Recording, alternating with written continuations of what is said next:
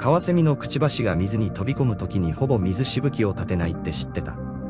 この完璧な設計が魚を驚かせず無駄なエネルギーを使わない秘密なんだ。探検のような形から頭に向かって徐々に太くなる構造が水の流れを滑らかにしているらしい。でも驚くのはここから。この仕組みが新幹線の先頭車両にも応用されて燃費が 10% 改善されたって。自然界が人間より何百万年も早く流体力学を完璧に解決してたなんて信じられない。他にどんな動物の驚くべき工学的秘密が隠されてると思う？ぜひコメントで教えて。